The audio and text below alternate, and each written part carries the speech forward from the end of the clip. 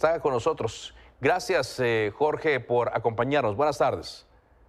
Gracias, Carlos. Gracias por el espacio y por poder hablar de este tema que considero crucial para el futuro de México. ¿Cómo vio ayer esta resolución de la Comisión de Quejas? Pues yo creo que los argumentos de los consejeros Bell y Montaño fueron muy precarios. Me parece que hay que resaltar, lo hiciste, el hecho inédito de que hayan acudido 3 consejeros que no forman parte de la comisión a explicar por qué eran procedentes las medidas cautelares, por qué las medidas cautelares no tiene nada que ver lo que dijeron acerca del Tribunal Electoral y por qué las medidas cautelares en este caso eran la única vía, son la única vía de proteger el principio constitucional de equidad en la contienda, que es fundamental que luchemos porque se respete, Carlos. Lo que está pasando es una atrocidad, es un despilfarro, es un exceso, es molesto.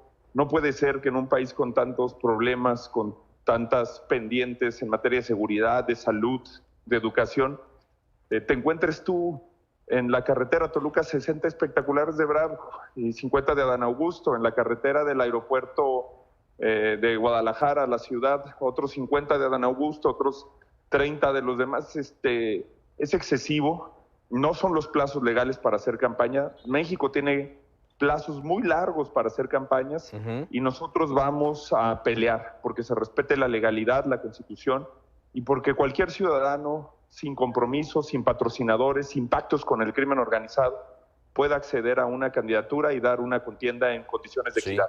¿Qué fue aquí entonces, Jorge Montaño y Rita Bell? ¿Cómo lo interpretan? ¿Se lavaron las manos o le pasaron la bolita más bien al tribunal? ¿Lo están avalando lo que está haciendo Morena? ¿Cómo lo interpretan ustedes? Mira, Carlos, tú recordarás que fuimos los únicos en votar en contra de que los consejeros se eligieran por tómbola. Creo que fue un mal precedente, se los dijimos al PRI y al PAN que se estaban equivocando. El problema es que el PRI y el PAN critican lo que hace Morena, pero hacen exactamente lo mismo. Ahora ya anunciaron que van a hacer precampañas ilegales anticipadas. Sí. Y también han sido muy cobardes a la hora de defender al Tribunal Electoral, a la hora de hacer valer en el nombramiento de los consejeros electorales los principios de independencia, de imparcialidad, a los que estamos obligados a guardar. Y creo que el problema que tenemos hoy es que en esa comisión de quejas la composición va a ser muy proclive al régimen y va a ser muy proclive a darles manga ancha a la violación de la ley. Pero hay condiciones distintas en el Consejo General del INE. En el Tribunal Electoral creo que ha habido criterios consistentes. De hecho, ayer algunas de las cosas que citaban como argumentos la consejera Dania Rabel, el consejero Castillo, el consejero Jaime Rivera, eran precisamente precedentes del Tribunal Electoral.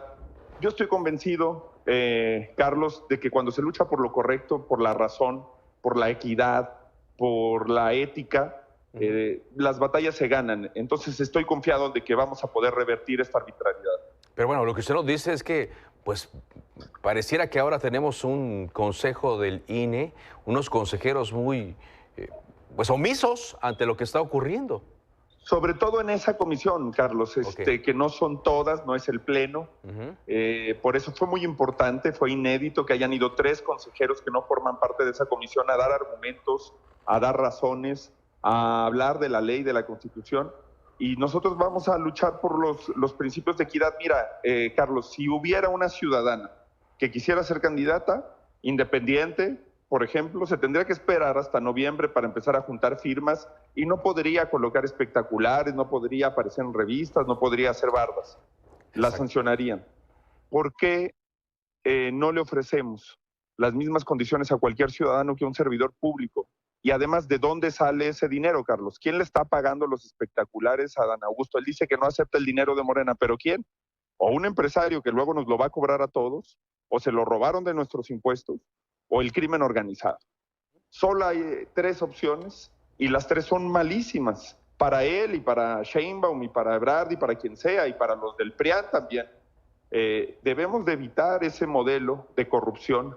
Esa es la génesis de la corrupción en México y es el momento de combatirlo. Se tardó muchos años el país en tener reglas electorales, contiendas equitativas electorales, instituciones electorales que nos dan sentido democrático, y hoy parece que a todo mundo se le están olvidando en las ansias de pelear el poder por el poder. Pues sí.